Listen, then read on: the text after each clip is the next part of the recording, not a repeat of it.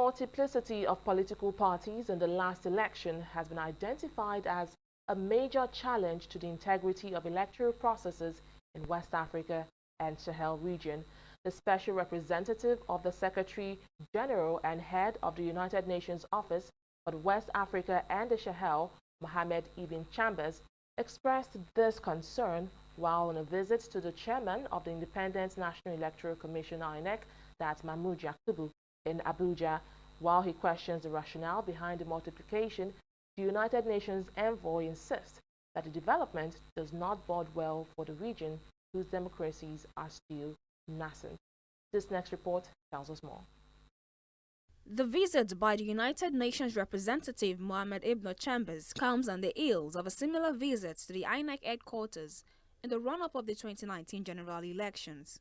He applauds the Nigerian electoral umpire for the successful conduct of the 2019 polls, adding that the United Nations will continue to work closely with Nigeria towards a future of democracy, peace, and prosperity.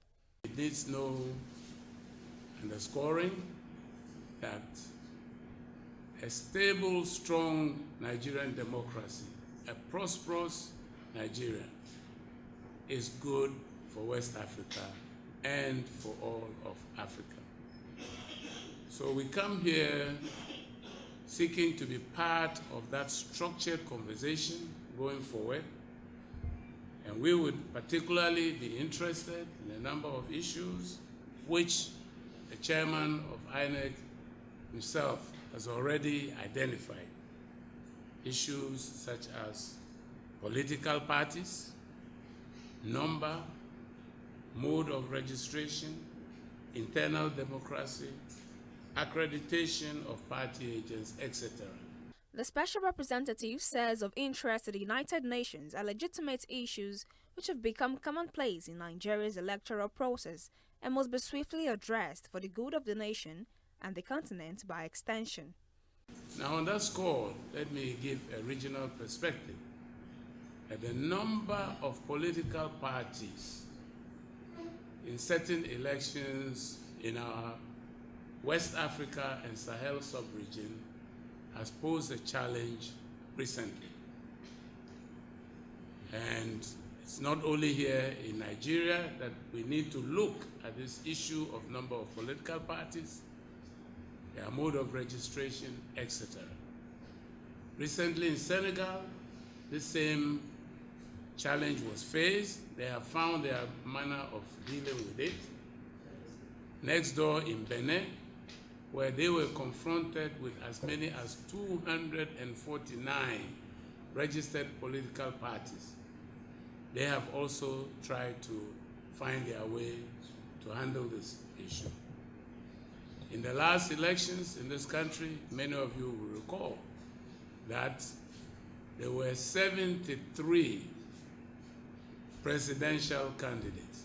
I'm not talking of registered political parties, but presidential candidates. And in the usual Nigerian, with the usual Nigerian humor, some people even refer to the ballot paper as a tablecloth. On his part, the INEC chairman emphasizes the importance of the electoral legal framework among several areas of reform. He disclosed the resolve of an engagement with the leadership of the 9th National Assembly with a view to strengthening the laws and legal framework of the electoral system. General elections in the next 2 months. These reviews have become standard practice by the Commission and involve all stakeholders across the electoral process. Consequently, we have commenced debriefings with all our field staff to learn from them the successes and challenges we all faced in the planning and implementation of the general elections. We will also hold extensive meetings with political parties, civil society, security agencies, the media, as well as other stakeholders as part of the Commission's commitment to the continuous improvement of the electoral process. Immediately thereafter, we shall engage with the leadership of the 9th National Assembly. There is so much work to do, but very little time ahead of us.